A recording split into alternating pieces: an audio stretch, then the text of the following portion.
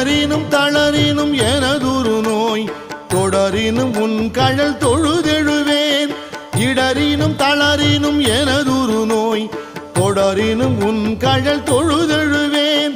கடல்தனில் அமுதொடு கலந்த நஞ்சை மிடரினில் அடக்கிய வேதியனே. மிடரினில் அடக்கிய வேதியனே.